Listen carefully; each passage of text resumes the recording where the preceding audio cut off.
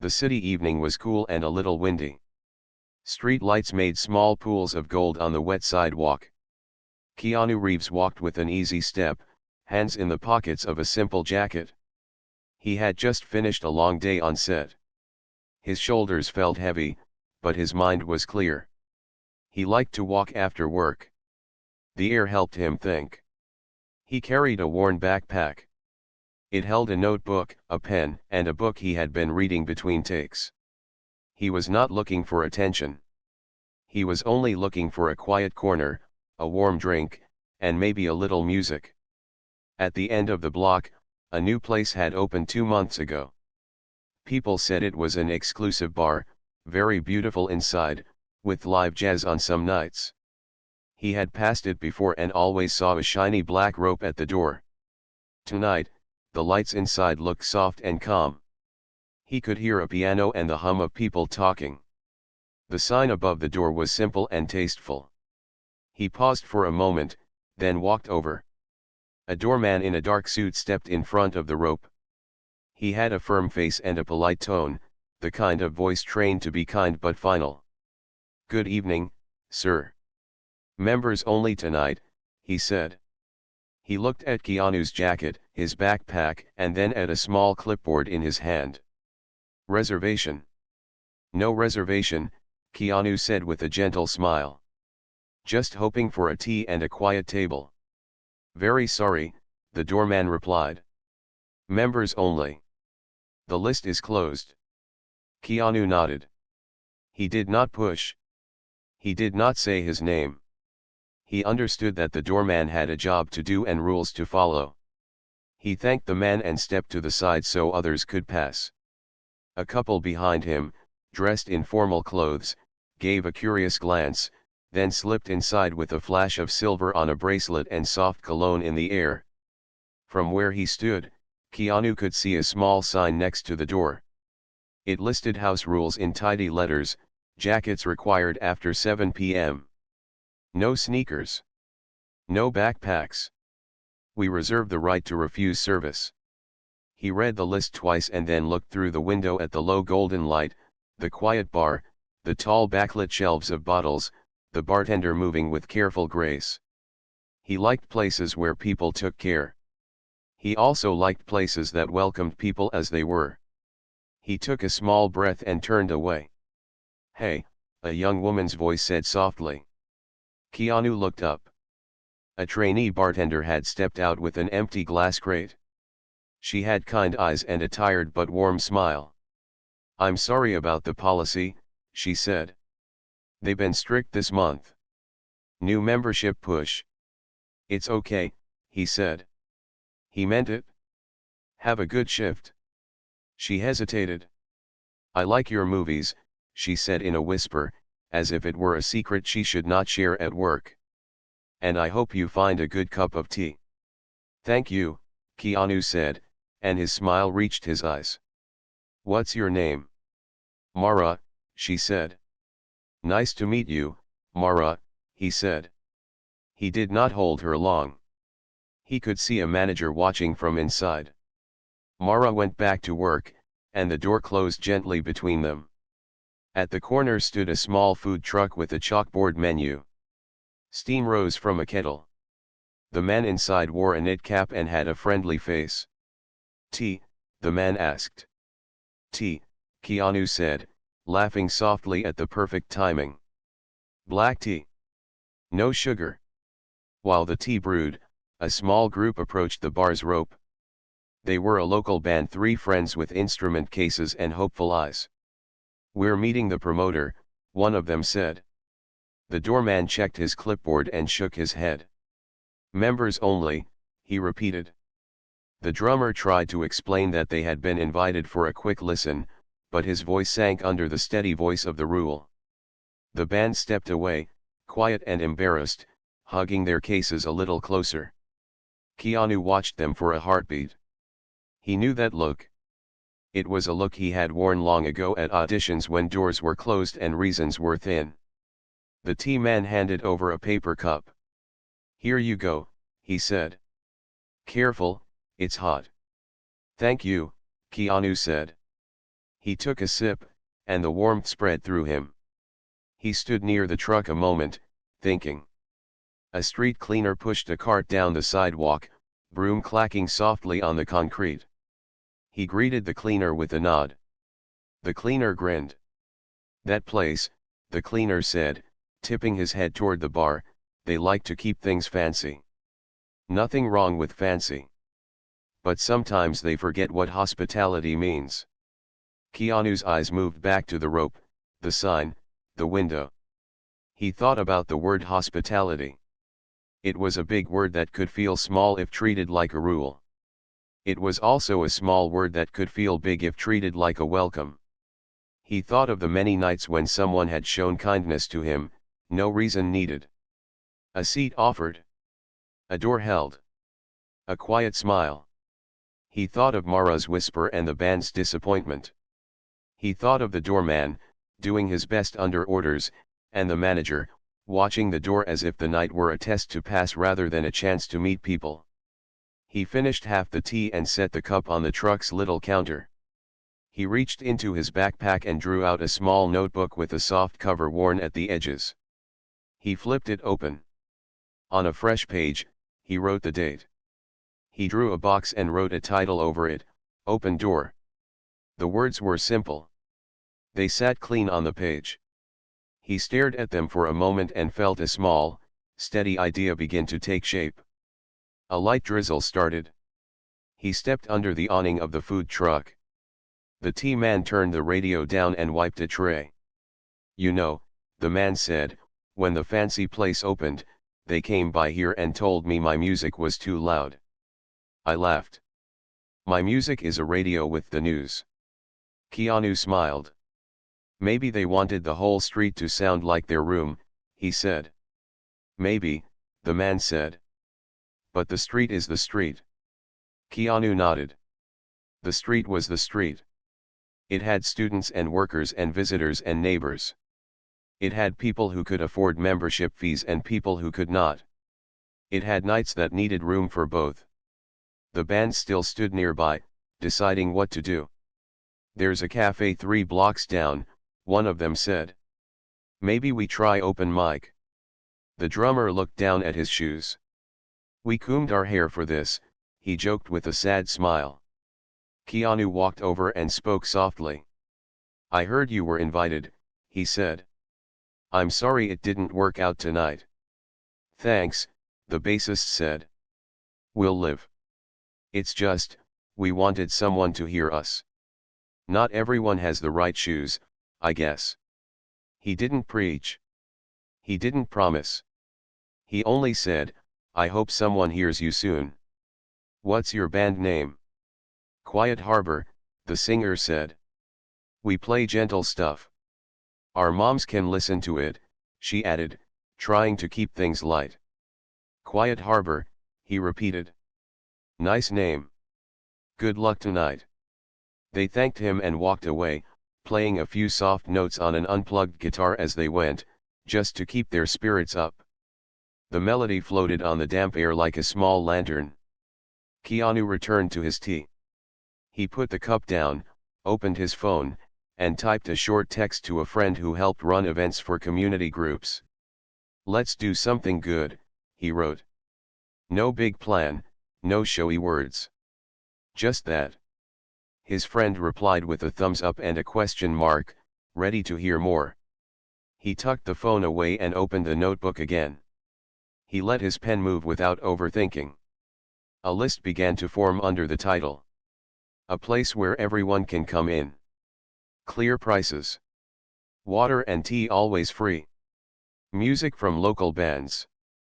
Fair pay for staff. Short shifts. A ramp that works. Names at the door, not numbers. Kindness trained, not assumed. He paused and looked up through the rain. Across the street, a young couple in simple clothes argued quietly about whether to try the bar. The doorman saw them and delivered the same final line. They left with their heads close together, sharing a small laugh to soften the sting. A few steps later, they passed the food truck and bought hot chocolate. The truck owner slipped 2 extra napkins into their hands and told them to keep warm. They thanked him with big smiles. The owner smiled back. It was such a small exchange, but it warmed the night more than any chandelier could. Keanu thought of the many people behind bar doors. A manager figuring out schedules with too few staff. A trainee like Mara trying to do a good job while learning strict rules. A doorman trying to read a list and read faces at the same time. He felt no anger at them. He felt a wish to show a different way.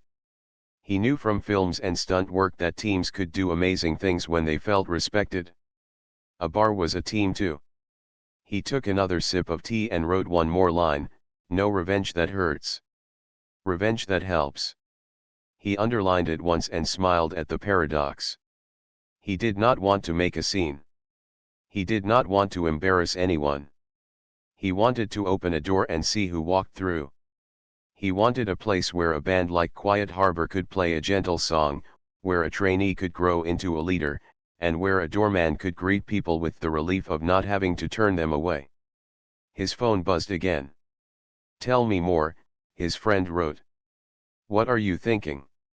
Keanu looked at the warehouse down the block, a wide building with big windows and a for lease sign that had been there for months. He had noticed it before. He had wondered about it. Tonight, it looked like a sleeping stage, waiting for lights and chairs and voices. He felt the idea settle itself like a careful piece of furniture. He typed back, a one-night pop-up to start. Simple. Safe. Welcoming. Music. Tea. Clear rules that make people feel seen. His friend replied, "I know a fire safety guy. And a chef who owes me a favor. Want intros?" "Yes, please," Keanu typed. Then he closed the phone and let the night be quiet again. He finished the tea and thanked the truck owner. He picked up a small piece of litter near the curb and put it in the trash, a habit as natural to him as breathing. He looked once more at the bar's window. A piano run sang above the table talk. It sounded lovely, even from outside. Beauty was inside. Beauty was also on the sidewalk, in the wet shine of the street and the soft laughter near the truck and the simple act of being kind with a hot drink. He slipped the notebook back into his backpack and adjusted the strap on his shoulder. He took a last breath of cool air and began to walk step steady, not hurried. He did not need to rush. When an idea is right, it walks with you. It waits for the right doors to open. Behind him, the doorman checked more names. Beyond him, the warehouse stood quiet and possible. Ahead of him, the city made its usual music, a bus sighing to a stop, a bike bell, a distant train, the small sound of rain on leaves. He would go home, sleep, and get up the next day ready to listen, plan, and help. His revenge would not be noise. It would be a welcome. And even before it existed, it already felt like a door slowly turning on a well-oiled hinge, ready to let the night in. Thought for 27 seconds. The next afternoon the sky was bright and the air felt clean after the light rain.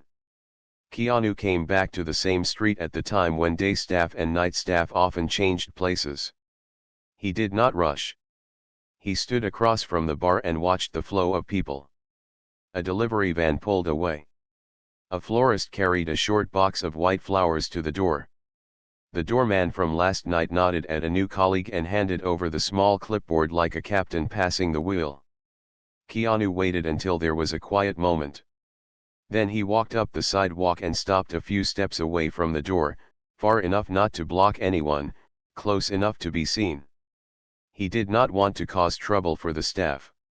He only wanted to speak to one person, if the timing felt right. Mara came out carrying a stack of clean bar towels in a blue bin. She almost missed him, then looked up and smiled with surprise. "You came back," she said softly. "Hi, Mara," he said. "Do you have a minute? If not, I can come another time." She looked back through the door. The manager was focused on the new flowers. The shift had not fully started yet. "I have 2 minutes," she said, and stepped to the side near a potted plant where the street was a little quieter. I wanted to thank you for your kindness last night, Keanu said. And to ask a small question. How are things for you here? Mara held the bin against her hip and thought before speaking. It's complicated, she said. The place is beautiful. The training is serious. But they also made new image rules. Shoes, jackets, no backpacks, all that. Some guests feel judged at the door. Tips are lower when the door turns people away because the room stays half empty. And schedules change at the last minute. We learn a lot, but it's hard to plan life. Keanu listened without interrupting. Do you feel safe to share this with me? He asked. I do, she said. You listened yesterday. You didn't make it a scene.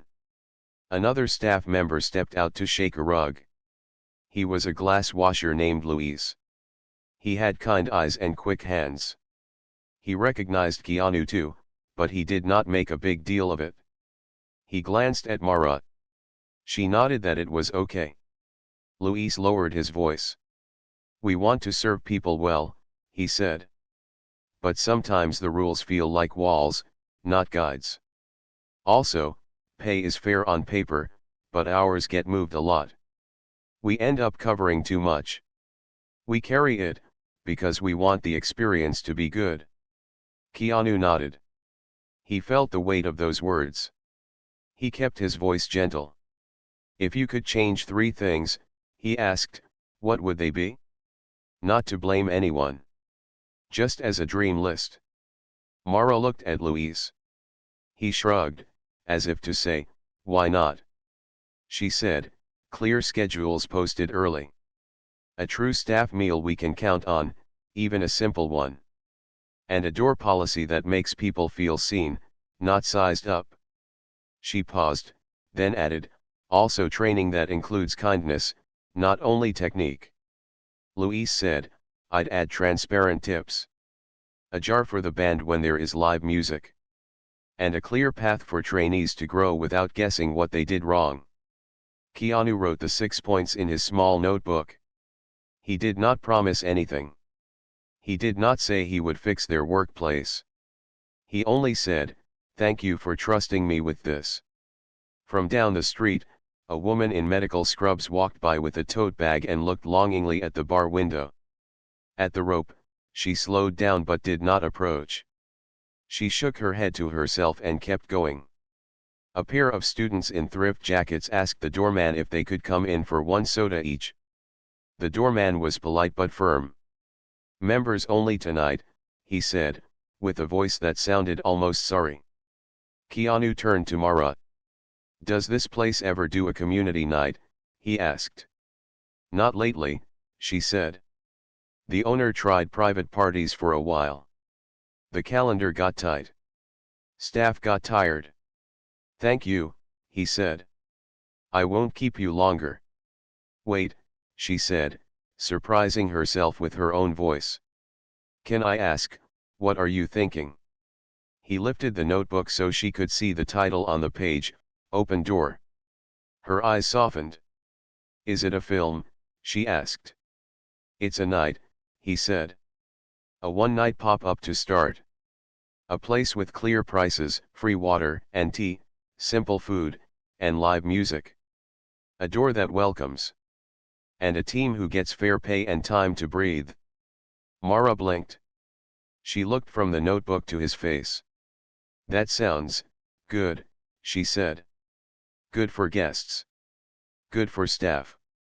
I don't want to put you in a hard spot, he said. If you ever want to talk about working a trial night, I'll make sure it's on your day off. No pressure. No secrets. Only if it feels right. She nodded. I'd like to hear more, she said quietly. My day off is Tuesday. Then Tuesday we talk, he said. At the cafe 3 blocks down, at noon. She smiled. I know the one. They are kind. They parted with a small wave. Keanu gave a small nod to Luis as well and stepped back to the sidewalk. He did not want anyone inside to feel watched. He moved down the block and let the street carry him. On the way, he passed the empty warehouse he had noticed the night before. In daylight it looked even larger. The for lease sign listed a phone number and a simple company name. The windows were dusty but not broken. A faded poster for a community dance from years ago clung to the inside of the glass, the edges curled like old leaves. He typed the number and spoke to a calm voice. The voice said the space could be rented month to month. It had working bathrooms, basic power, and a back door that opened to an alley. The floor was concrete. There were no permanent seats. Someone would need to check the exit lights and mark a temporary fire lane if there was a crowd. Insurance would be required. The voice offered to meet him in 1 hour. 1 hour is good, Keanu said. He ended the call, then made another. He called his friend who worked with a nonprofit that supported service workers. I'm thinking of a one-night event, he said. Simple. Welcoming. Can we set up a small help desk to answer questions about pay, safety, and schedules? No speeches. Just help if anyone wants it. His friend's voice warmed. Yes, she said. We can bring 2 people and some printed guides. Also a poster with a number to call later. When? Soon, he said. I'll confirm within the day. He texted a safety coordinator from his stunt team. The coordinator knew about crowd flow, first aid stations, and simple ways to keep people safe without making the room feel cold. If you had to make a friendly pop-up room for 200 people, he wrote, what would you do first? Clear exit paths, came the reply. Mark them well. Keep music gear away from exits. Put free water in more than one place so lines split. Quiet signs help more than loud rules. He wrote those points in his notebook. He added boxes beside them so he could check them later. He stopped by the food truck from last night. The owner, wearing the same knit cap, waved. Back for tea, he asked. Tea later, Keanu said with a smile. Would you be open to doing a table at a small community night? Free tea and water on one side, and a paid counter for other drinks on the other side. I would cover the cost for the free part. We could credit your business, of course. The owner's eyes lit. I would be honored, he said. I have an extra kettle and a big metal urn for hot water. We can brew plain black tea and a soft herbal tea. We can keep it simple and steady. That sounds perfect, Keanu said. I'll come back with a date. The meeting at the warehouse happened at the top of the hour. The building manager was a polite person in a gray sweater, with a ring of keys that made a calm music when they walked. They unlocked the door. Inside, the space was larger than it looked from the street. High windows let in soft light. Dust floated in a slow dance. The floor was even. The ceiling had beams strong enough to hold low lights, but not heavy gear. Keanu walked the space in a simple pattern, front to back, side to side. He counted steps to measure width. He checked the bathrooms, turned on the taps, and ran the hand dryers. They worked. He tested the back door. It opened smoothly to the alley. He stood in that doorway and felt the airflow. He imagined a quiet line forming here if the main room got full, with someone kind to guide people and offer water. What would you use it for? The manager asked. A one-night community event, he said. Music. Tea. Clear rules that welcome people. We would be careful. We would leave it better than we found it. The manager looked at him, then at the space. We used to have neighborhood dances here, they said. The city changed, and the dances stopped. It would be nice to see the lights on again, even for one night. They discussed the basics, rent, insurance, a simple cleaning plan, and a list of what could not be changed. No nails in the beams. No heavy rigs. No open flame. He agreed to all of it. They shook hands. The keys would be available 2 days before the night, for setup and safety checks. Back on the sidewalk, he called a chef friend who loved simple food. If a room wanted real hospitality, Keanu said, what would the menu look like? Things that comfort and travel well, the chef said. A warm rice bowl with vegetables and an egg. A small flatbread with soft cheese and herbs. A soup that holds in a big pot. Have clear labels. Make prices easy to understand. And always offer a simple plate for those who do not eat certain foods. Keep the prices near cost, Keanu said. Can we do that? We can, the chef said. We will plan it right. Keanu put away the phone and walked slowly back toward the bar, not to look inside, but to listen to the street. A retired teacher with a cane stopped near the window and said to no one, one day I'll go in there. A student laughed and said, I will sneak you in my backpack, and they both laughed harder at the joke because it was so gentle and impossible. He met the eyes of the doorman from last night. The man's face looked tired but steady. Keanu gave him a small respectful nod. The man returned the nod with equal respect. In that small exchange there was no anger.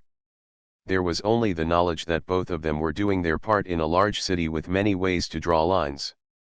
At the cafe 3 blocks down, Keanu sat at a corner table and spread his notebook out.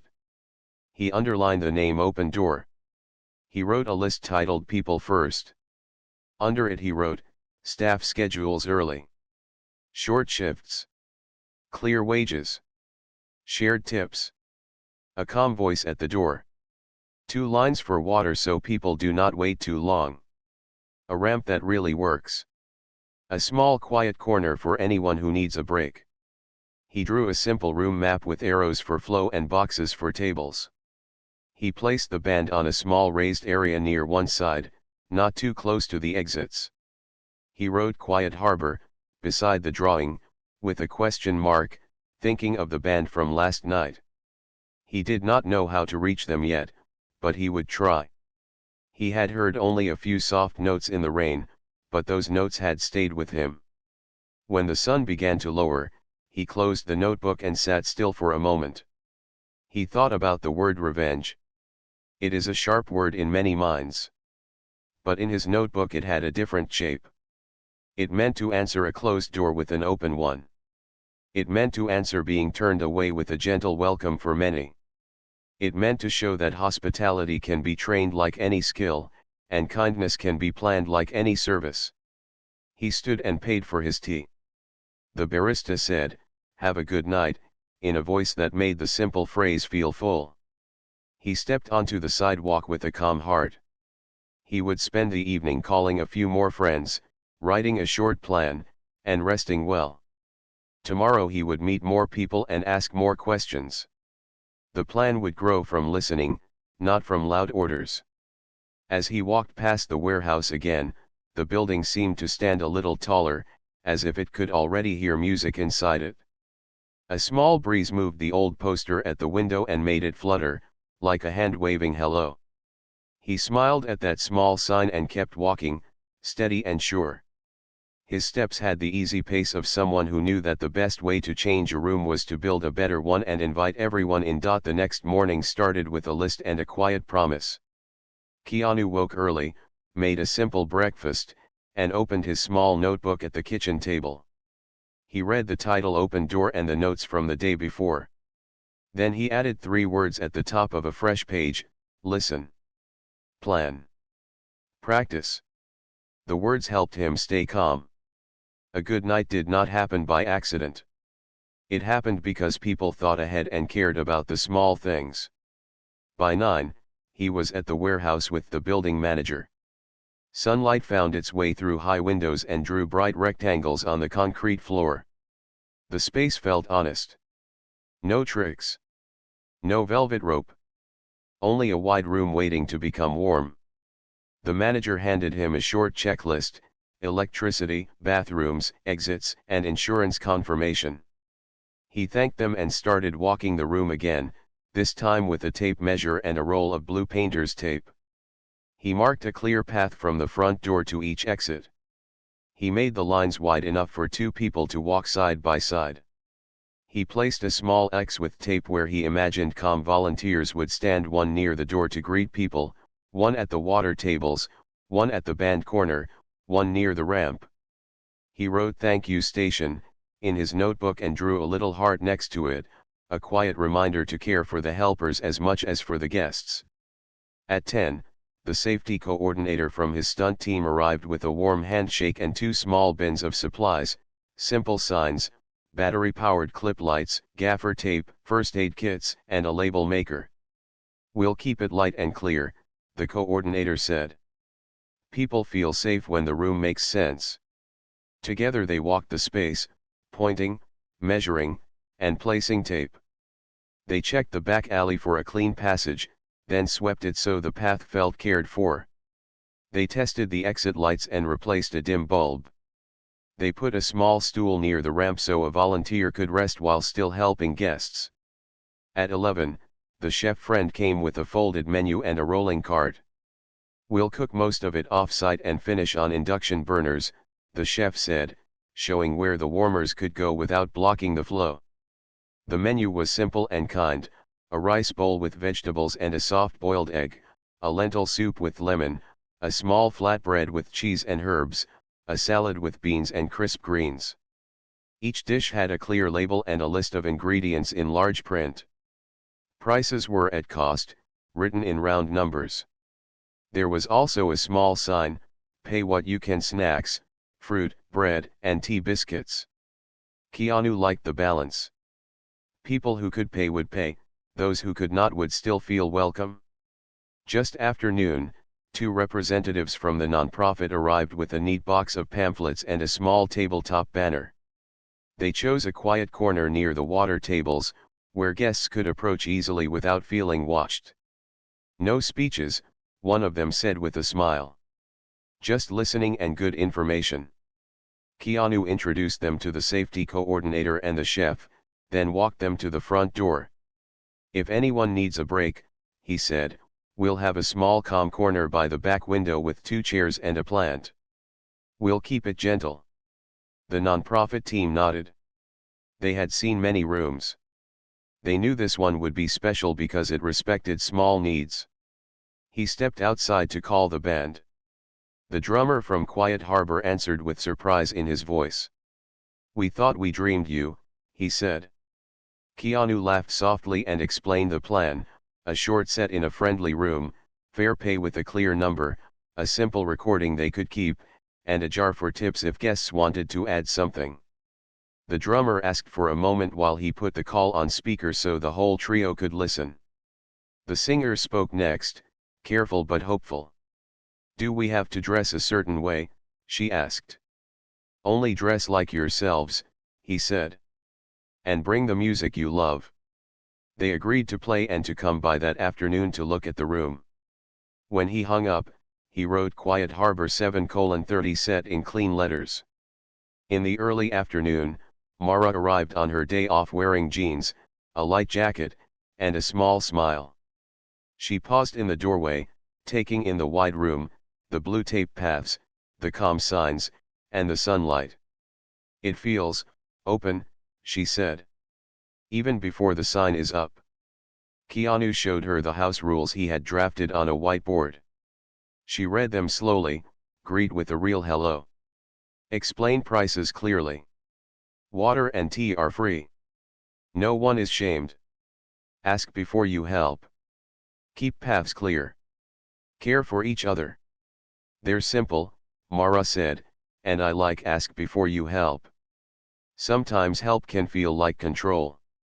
She made 2 small suggestions: use names when possible, and if a guest needs a quiet minute, show them the calm corner. He added both at once and handed her the marker so she could write them in her own handwriting. When she finished, she stood back and looked at the board as if it were a small window into a better way of working. "May I invite a friend named Luis to volunteer at the door?" she asked. "He has a calm voice." "Please do," he said. Let's build a team that breathes. At 2, the building inspector arrived for a courtesy walkthrough. He wore a reflective vest and had careful eyes. He was not there to stop anyone, he was there to make sure people would be safe. He pointed to the front entry. "Keep the welcome table to the side," he said. "You want people to move in, not stack up." He looked at the band corner. "Keep this cable run covered so there are no trips." He checked the ramp and suggested one more strip of tape to mark the edge. Keanu and the coordinator thanked him for every note and made the changes on the spot. The inspector nodded. "You took this seriously," he said. "That makes everything easier." He left with a short list and the promise to return on the day for a final look.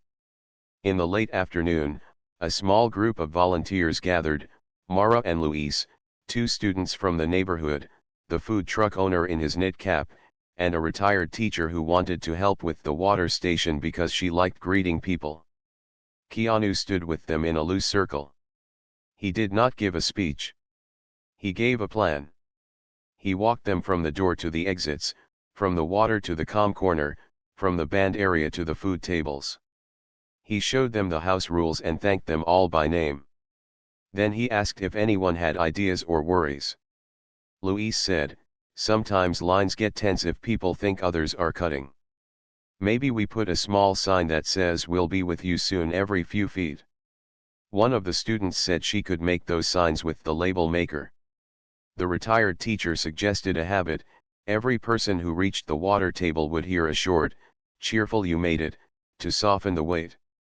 The food truck owner offered to set a big bowl of lemon slices next to the water urn so the free tea felt special. Ideas arrived like small gifts. The room grew friendlier with each one. As the team worked, Keanu helped carry chairs from a nearby community center that had agreed to lend them. He moved carefully, 2 at a time, so no one felt rushed to keep up with him. He set chairs in little groups instead of long rows, leaving paths for easy walking. He cleaned smudges from the windows with a bucket of warm water and a soft cloth. He swept the floor again, even though it looked clean, because a little extra care always showed. He adjusted a clip light so it lit the house rules without shining in anyone's eyes. Quiet Harbor arrived to check the sound. They were a little shy at first, but that faded as soon as they saw the room. The singer tested the microphone with a soft hum. The guitarist played a few warm chords. The drummer tapped a brush rhythm on a small snare, gentle and steady like light rain. The safety coordinator showed them the cable covers and the power outlets. "We keep the exits clear," he said with a grin, pointing to bright arrows that now felt like friendly guides instead of warnings. The band nodded and thanked him. Keanu asked if they needed anything special. "Only a chair with no wobble," the guitarist said, and everyone laughed, the easy laugh of people who understand small problems. By early evening, the space looked ready in a simple, honest way. The "Open Door Everyone Welcome" sign was not fancy. It was a clean banner with bold letters and a small teacup icon. The water station stood on opposite sides of the room to split the lines. The food tables held neat stacks of compostable bowls and spoons. A donation jar labeled "Band Tips, Optional," sat beside the stage area, and a second jar said "Emergency Fund for Service Workers" with a short note below it explaining the nonprofit's mission. Prices were clear. Paths were clear. Faces were calm. Still, there were last-minute problems, because that is how real nights go. A power strip near the band corner flickered. The safety coordinator swapped it for another and taped the plug in a safe position. A borrowed chair wobbled. Luis slid a folded paper under one leg and marked it with a tiny sticker so no one would grab it for the stage. A box of tea biscuits was missing. The food truck owner laughed and jogged back to his truck, returning with an extra tin. The comm corner needed a plant. The retired teacher left and returned with a small fern from her living room. "He likes music," she said, and everyone smiled. Before they closed up for the night, Keanu gathered the team again. He thanked them for the care they had shown in the small things. He pointed to the house rules and read them once, not like a boss, but like a friend who believed in the words. He reminded them that the goal was not perfection. The goal was welcome. If something goes wrong, he said, we fix it with kindness. We check on each other. We drink water. We breathe. They did a short practice run. 2 volunteers pretended to be guests. One approached with a stroller. Luis guided them to the ramp and walked alongside at a comfortable pace. Another arrived in a hurry. Mara showed how a calm voice and a clear hand gesture could slow the moment and make it gentle. The students practiced adding lemon slices with a cheerful "your choice, lemon or no lemon." The nonprofit team practiced saying, "We're here if you want us," and then stepping back so guests felt no pressure. The band practiced saying good evening and letting the room go quiet by itself instead of shushing anyone. It was all so simple that it felt elegant. When the rehearsal ended, the room exhaled. The volunteers stacked extra chairs against the wall. The chef labeled the final crates and rolled them to a clean corner. The safety coordinator checked the exits one last time. Keanu walked the tape lines, pressing down any edges that had lifted. He looked up at the high windows. The light had turned soft and blue. The room felt ready, but not stiff. It felt like a promise in a clear voice. Outside, the street began to glow with evening. The exclusive bar 2 blocks away lit its chandeliers and set the rope at a fresh angle. People would go there, and that was fine. The city had room for many doors. Here, the warehouse door would open tomorrow to a different kind of night. It would invite people to step in exactly as they were and be treated as if they mattered because they did. Keanu locked the warehouse with the manager's key and thanked them again. He walked Mara and Luis to the corner and made sure they had a ride home. He texted the band a quiet "thank you for today." He messaged the volunteers with the arrival time and the simple dress code: comfortable shoes, warm layers, easy smiles. He sent the nonprofit the room map and the small note, "You make this kinder."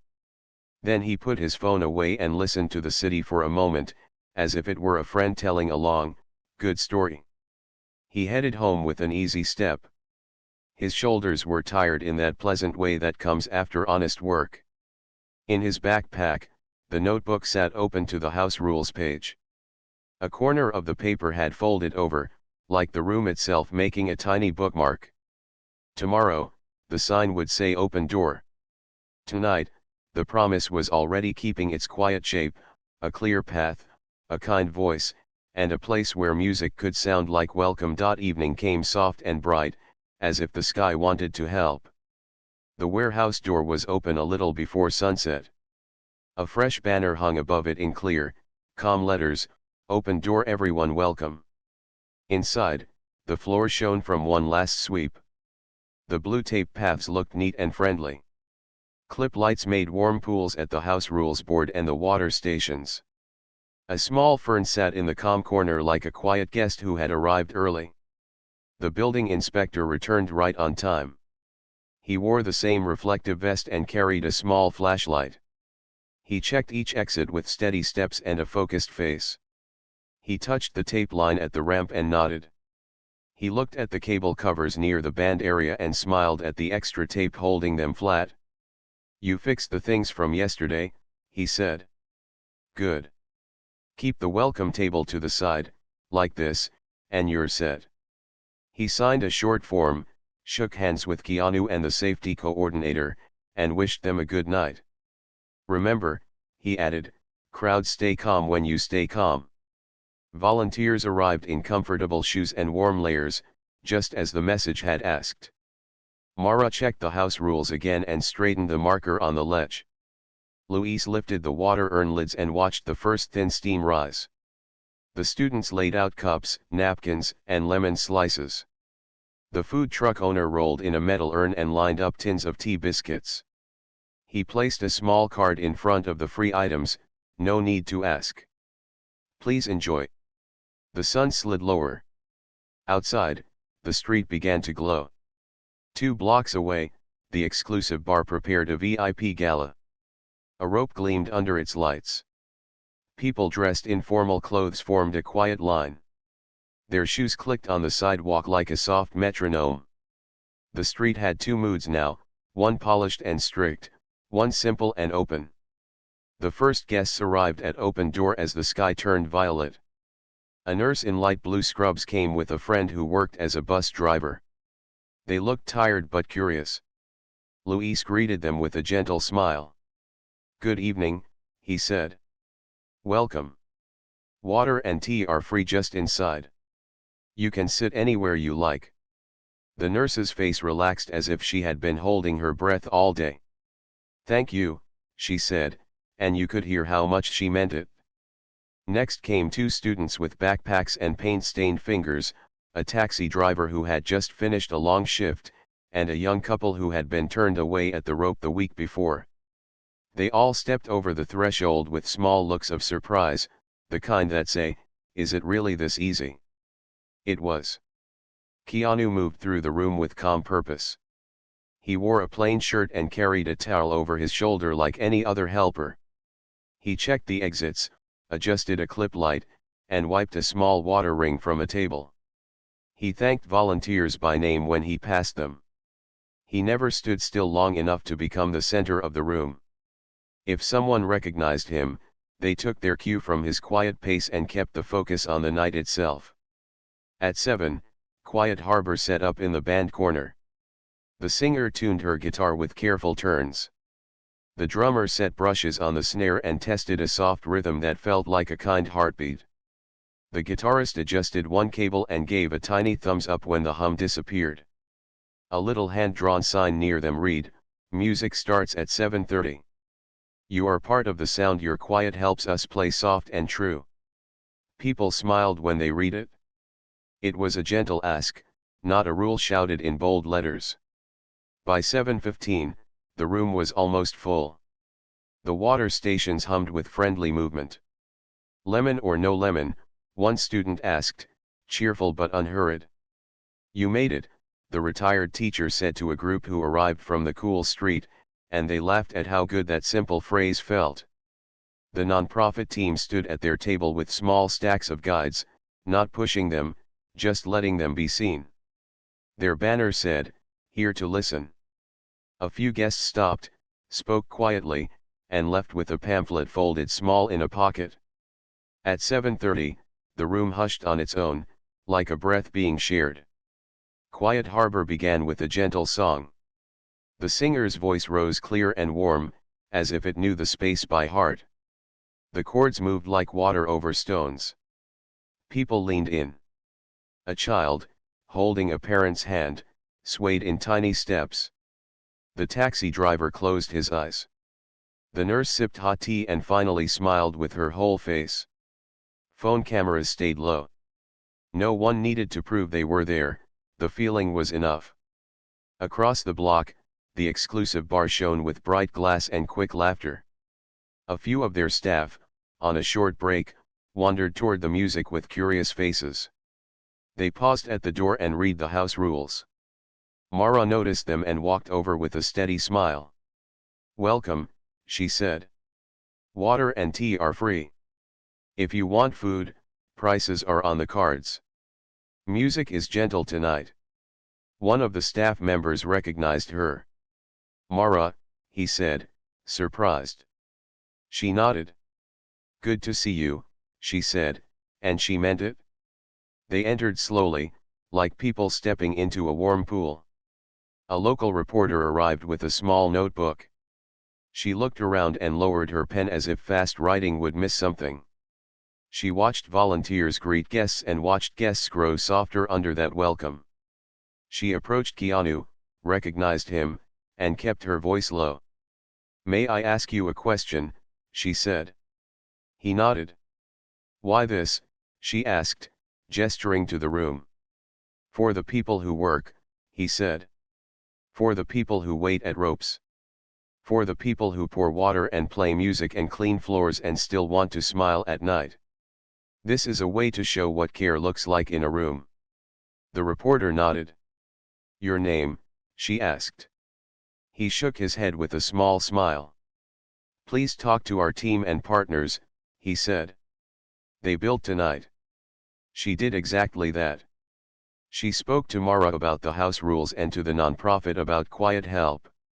She spoke to the retired teacher about why she loved saying, "You made it," and to the food truck owner about how tea can be hospitality in a cup. At 8, a small challenge arrived, because real nights always bring them. The line outside grew when a quick sprinkle of rain sent more people in search of shelter. The front path started to bunch up. Voices rose a little, not in anger, but in the way groups do when they are unsure of the next step. Louis saw it first. He lifted a small sign that said, "We'll be with you soon," and held it at chest height where eyes could find it. The student volunteer opened the second door to create two streams. The retired teacher moved to the threshold with her steady smile and said, "Thank you for waiting. You're almost in." The line softened like a knot untangling. A minute later, a power strip near the band corner flickered again. The safety coordinator, who seemed to sense cables like a weatherman senses wind, moved fast and quiet. He switched the strip, checked the plug, and taped it down in a safer position. The music barely dipped. The drummer held a brush in the air for one long beat and brought it back down right on time, and the room smiled with him.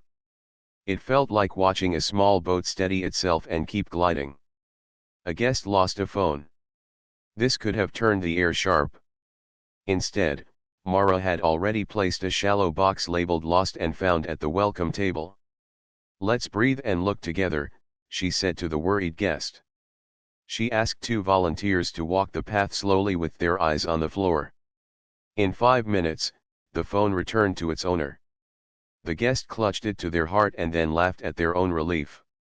The room felt lighter again. Near 9, the exclusive bar's manager stepped into the warehouse. He did not make a show of it. He stood just inside the door and watched. He saw the house rules. He saw the clear prices. He saw the tip jars labeled for the band and for the service worker emergency fund. He saw volunteers moving with calm hands and shallow nods.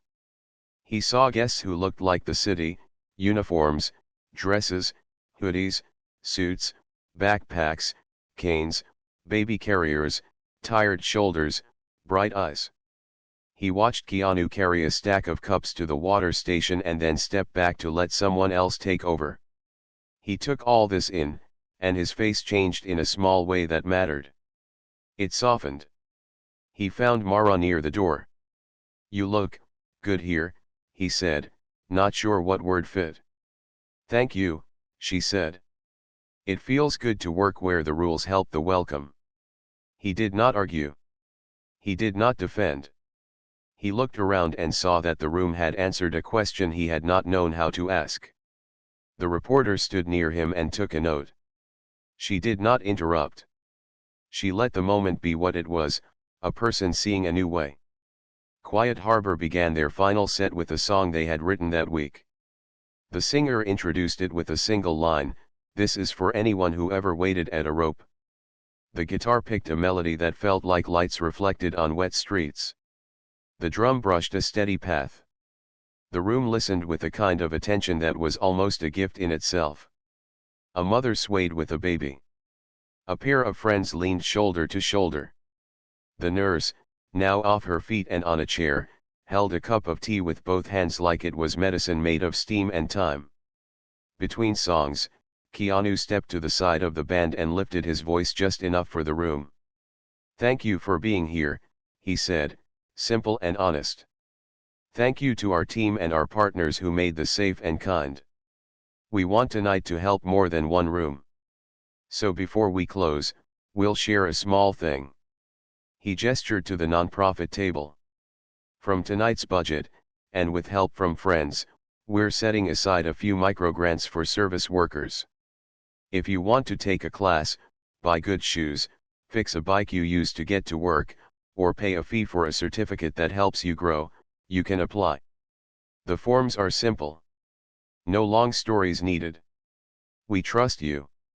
He pointed to a short link printed on a small card. The room did not cheer in a noisy way.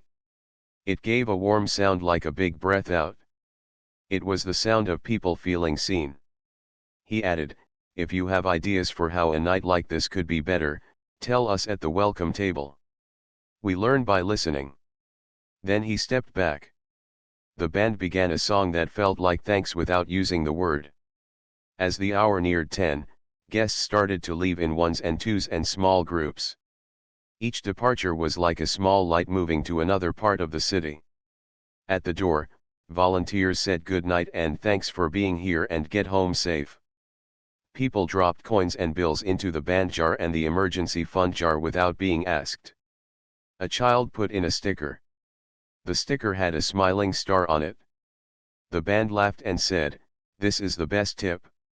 The exclusive bar's doorman walked over on his last break. He stood beside Luis for a moment and watched a new wave of guests enter. "Your line looks calm," he said, almost like a question. "We try to keep it that way," Luis said with a light voice. "It helps inside." The doorman nodded. He looked tired, but his eyes were kind. "Good night," he said. "Good night," Luis replied. It was a short exchange, but it felt like two bridges meeting in the middle. When the last song faded, the room held a soft silence, the kind that means the night has landed well. People clapped in a gentle wave. The band bowed with shy smiles. The singer touched the mic and said, "Thank you for listening like this. It changed how we played." It was true. The room had become part of the music. Cleanup began as calmly as the night itself. Volunteers stacked chairs in small groups. The students coiled cable covers neatly. The food truck owner wiped the water tables and left a new roll of paper towels for next time, even though no one had asked. The nonprofit team counted pamphlets and wrote a few notes about questions people had asked. The retired teacher watered the fern with the last cup of tea. "He liked the concert," she said. The safety coordinator walked the exits one last time and pressed every piece of tape down with his palm. "Still clear," he said with quiet pride. Mara erased the house rules board and then, without thinking, wrote them again in the same careful hand. She left it there for morning, as if the room might forget overnight and need a reminder when it woke up. Keanu thanked each person by name, one by one. He did not give a speech. He said simple things. "You steadied the line. You caught that cable. Your lemons helped more than you know. Your smile was a lighthouse." He gave the band their pay in a plain envelope and added the recording file on a small drive with a label, "Quiet Harbor Live at Open Door." The drummer held it like a neat treasure. "We will make something from this," he said. "I hope you do," Keanu replied. Before they locked up, Keanu looked around the room. It seemed larger now, maybe because it had held so many gentle things. He placed the two tip jars on the welcome table for counting in the morning with 2 volunteers present, so it would be clear and fair. He wrote a short note to the building manager, "Thank you for trusting us. We left the space a little better." Outside, the street was quiet and clean. The VIP gala across the way had ended too, but its guests left in quick clusters with car doors and bright flashes. Here, departures were slower and softer. People hugged, waved, and walked home with cups in their hands and music in their heads. Keanu pulled the door until it clicked. He felt tired in the good way, like after a long, honest day of filming when everyone knew they had taken care of each other. Mara stood beside him with her jacket zipped and her hair pulled back. "We did it," she said, voice small and full. "You did it," he answered. "You all did." She laughed softly. "We did it," she corrected, and he nodded. They walked to the corner with Luis and the students. They said goodnight and split into different directions like stars finding their places. Keanu turned once to look at the dark door with the simple banner. In his mind, he did not see darkness. He saw the room as it had been at the quietest point of the night, a circle of chairs, warm light on the house rules, a child swaying, a nurse smiling, a doorman resting his feet for 1 minute, a band playing a line so soft you had to lean in to hear it. That was the picture he carried with him as he walked home. His steps were unhurried. The city air felt cool and kind. In his backpack, the small notebook lay open to the words he had written at the very start, "Open door." The page had a new crease now, made by the weight of the night. It was the good kind of crease, the kind that says a thing has been held and used and loved. And as he turned onto the quiet street that led home, he felt a steady truth settle in him. Sometimes the best way to answer a closed rope is to set out chairs, boil water, make room for a song, and let the welcome do the talking. Thought for 24 seconds. Morning came soft and clear, and the city seemed to breathe out after the long good night. The warehouse door clicked open, and two volunteers stepped inside with quiet voices and warm jackets. Keanu arrived a minute later, carrying a small bag with muffins and a thermos of coffee. The light through the high windows made calm squares on the floor. The room looked different in morning clothes, less like a stage, more like a workshop where care could be counted and decisions could be made. On the welcome table sat the two jars from the night, one for the band, one for the emergency fund. A sticker with a smiling star clung to the glass where a child had pressed it. They kept things simple and fair. Mara read out each amount while another volunteer wrote the numbers on a clean sheet. Keanu counted slowly, then counted again. They placed the band's envelope to one side, marked with the exact figure and a small thank you. They added the emergency fund money to a cloth pouch and wrote the total on the outside. Nobody rushed. Nobody guessed. They let clarity do the work. They found small notes folded under bills. For the drummer's brushes. For someone's good shoes. For a night class. Each note made the room feel wider than its walls. The retired teacher arrived with the fern in her arms and set it on a chair to watch over the morning. He enjoyed the music, she said again, and people smiled, because the joke had already become part of the place. After counting, they moved to the next promise, the microgrants. Keanu opened his notebook and read the plan aloud, line by simple line. The form would be short. Name. Contact. One sentence about what the grant would help. A clear amount, not a range. No essays. No perfect words required. The team would read the forms together every Friday morning and give answers that same day. The largest grant would be small on purpose, so many could be helped. We trust you, the card would say at the top. Use this to make work a little kinder. By lunchtime the web page was live. It did not lead with a famous name. It led with the partners and the house rules. It showed a small map of the room with arrows, so other people could copy the flow if they wanted to try a night like this in their own neighborhood. It listed the cost of tea and tape and chair rental, line by sober line, so a reader could see that welcome was not magic, it was a set of choices and a budget. The first applications arrived fast and true. A nurse asked for support to buy new clogs with good solace because her feet ached after double shifts. A dishwasher asked for a bike repair so he would not be late to work when the bus schedule changed. A student cook wanted to pay for a food handler certificate to move from prep to line cook. The doorman from the exclusive bar wrote a short, careful sentence, night class in conflict resolution, so I can help people better at the rope. The team read each one, nodded, and wrote yes in clear letters. They sent kind messages with pickup times. The retired teacher volunteered to be the smiling face on Fridays. Mara stepped into a new role without a big sign to mark it. People simply began to look to her first, and that is how leadership often looks when it is real. She made the schedule for the next open door night on a single page, short shifts, real breaks, and a plan for who would step in when someone needed water or a pause. She added a small rule to the house rules, check on each other every hour. She hung a clipboard by the calm corner so volunteers could write one thing they noticed that went well and one idea to try next time. The board filled with plain, good sentences, 2 water stations kept lines kind.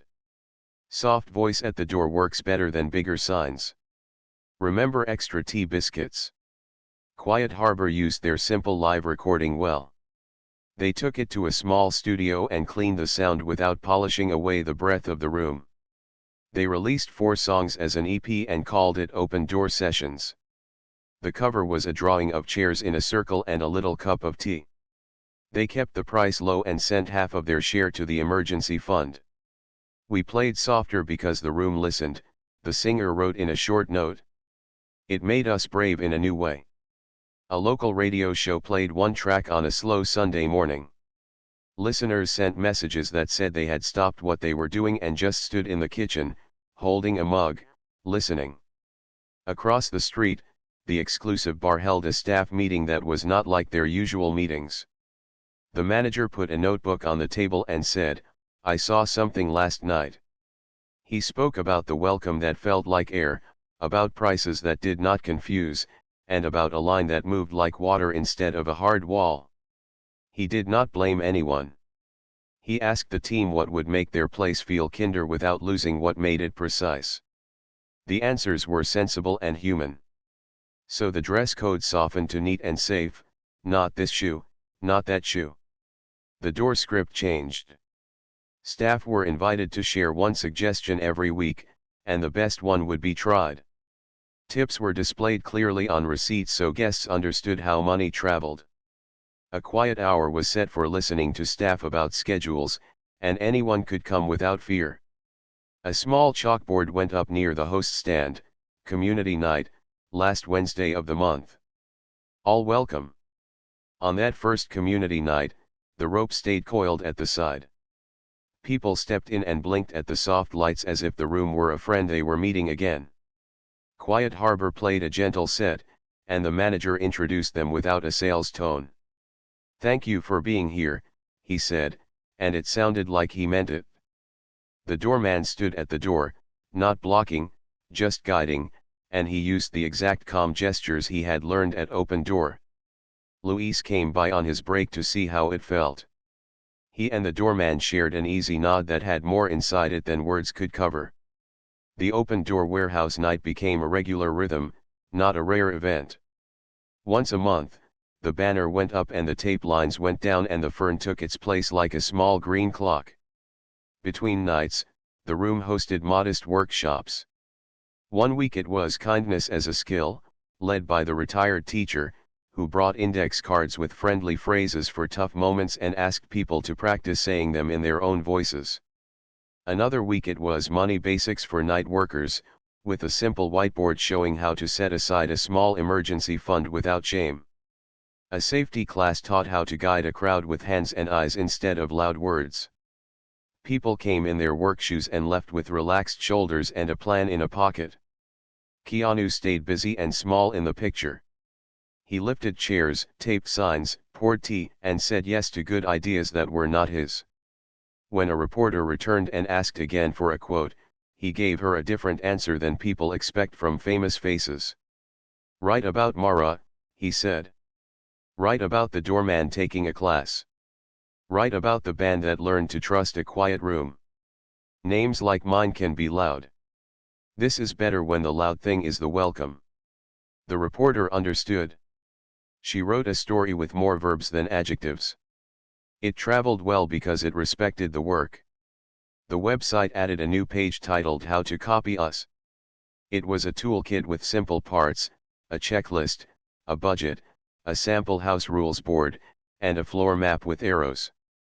It suggested having 2 water stations instead of 1 and showed where to put a stool at the ramp for the person who would guide it.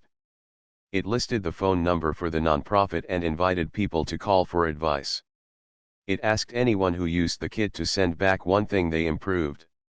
Messages arrived from a small town, a coastal city, a mountain place, and a neighborhood on the other side of the world. "We made the signs in our language," someone wrote.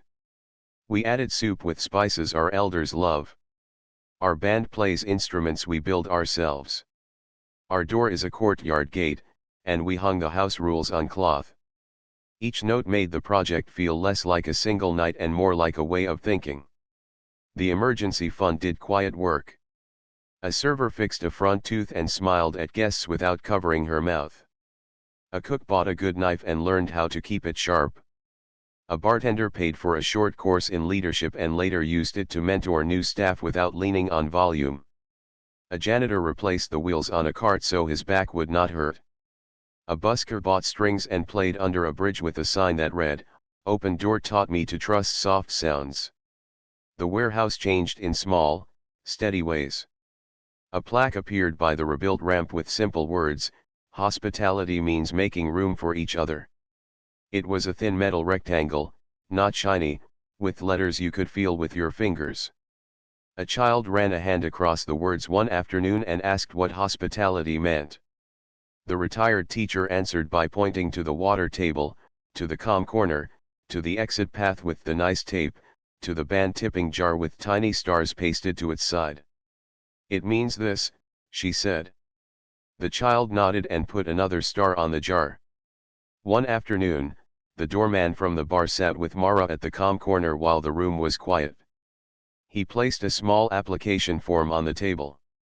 "I think I am ready for that night class," he said. "Not because I am doing a bad job. Because I want to do a better one." Mara looked at him with the kind of respect that does not need a speech. "You already started the class," she said. "You started it when you chose to guide instead of block." He smiled at that. He was not someone who used a lot of words, but he used his posture like a sentence. That day, it stood taller. The exclusive bar and open door began to share a few staff on purpose. A bartender who liked precision worked the bar's careful nights and the warehouse's warm ones. She said the mix made her better at both. The manager asked for a copy of the house rules and placed them in the staff room. He did not call them rules. He called them habits, and somehow that helped. Guests noticed the change without being told to notice it. Reviews grew calm. Instead of exclusive, people started to write welcoming. The rope still came out for some private events, but when it did, the voice at the door sounded different. It sounded like a person talking to a person, not a wall talking to a crowd. Months passed, and the rhythm held.